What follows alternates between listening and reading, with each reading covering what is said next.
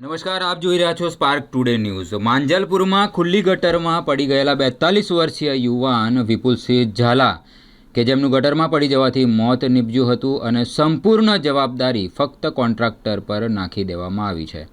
FIR નહીં થાય તો આંદોલન કરીશું તેવી ચીમકી સામાજિક કાર્યકર સ્વેજલ વ્યાસ દ્વારા કરવામાં આવી છે। સ્વેજલ વ્યાસ આજે માંજલપુર પોલીસ ચોકી ખાતે પહોંચ્યા હતા અને તેમને ત્યાં એફઆઈઆર નોંધાવી હતી। ગટરમાં પડ્યો નાગરિક સિસ્ટમમાં ડૂબી માનવતા।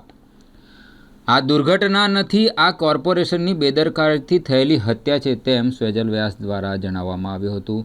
પોલીસ જવાબદારી નક્કી કરો, એફઆઈઆર કરો, ન્યાય આપો તેમ સ્વેજલ વ્યાસે જણાવ્યું હતું। જવાબદારી નક્કી કરી કોર્પોરેશનના અધિકારીઓ પર આઈપીસી મુજબ એફઆઈઆર થવી જ જોઈએ। પોલીસ જો ચૂપ રહેશે તો જનતા રસ્તા પર ઉતરશે તેમ પણ સ્વેજલ વ્યાસ દ્વારા જણાવવામાં આવ્યું હતું।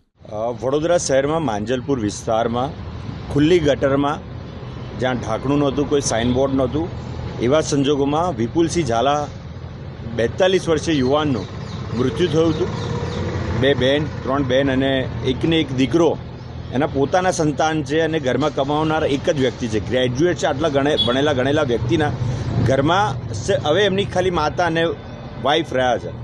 આવા સંજોગોમાં જેની બેદરકારી હતી એના સામે પગલાં ભરાય શિસ્તબદ્ધ। કોર્પોરેશન કમિશનર સાહેબે તો જે એમના પગલાં ભર્યા છે, કદાચ હું તો એવું માનું કે સાહેબ ઇવેન્ટ પ્લાનર વધારે લાગે છે, કારણ કે એમને ગરબા અને ફક્ત આવું બધામાં વધારે ઇન્ટરેસ્ટ હોય। અધિકારી વિરુદ્ધ ફરિયાદ નથી થઈ, કોઈ કોન્ટ્રાક્ટર વિરુદ્ધ ફરિયાદ થઈ એની માંગ થઈ છે કે કેમ, એફઆઈઆર થઈ છે કે કેમ, એની માંગ સાથે આજે અમે માંજલપુર પોલીસ સ્ટેશન આવ્યા છે। અહીંયા આવતા અમને એવી જાણ થઈ છે કે એફઆઈઆર થઈ રહી છે અને એફઆઈઆરમાં કોન્ટ્રાક્ટરનું નામ આવ્યું છે, પરંતુ કોન્ટ્રાક્ટરને કોન્ટ્રાક્ટ આપનાર અને એ કોન્ટ્રાક્ટરની ઉપરના જે અધિકારી હોય, જેની દેખરેખ રાખવાની હોય, જેને આખું સંભાળવાનું હોય કે ભાઈ કોન્ટ્રાક્ટર એનું કામ બરાબર કરે છે કે કેમ, પરંતુ એવી કોઈ જગ્યા પર અમને અધિકારી વિરુદ્ધ ફરિયાદ હજુ સુધી દેખાઈ નથી। પણ અમે કમિશનર સાહેબને, અહીંના પીઆઈ સાહેબ પણ બહુ સારા છે, એમને પણ અમે વાત કરી છે કે સાહેબ અધિકારી જે છે, જે પણ અધિકારીની બેદરકારી છે એમના પર પણ ફરિયાદ થાય, કોન્ટ્રાક્ટર પર પણ ફરિયાદ થાય અને કાયદાકીય જે કંઈ જોગવાઈ છે, જે પણ ગટર ખુલ્લી હોય, જે પણ ખાડા ખોદ્યા હોય, જે જેસીબીથી ખાડા ખોદ્યા હોય, જે ઇજારો હોય, એ સર્વ લોકો સામે પણ ફરિયાદ થાય।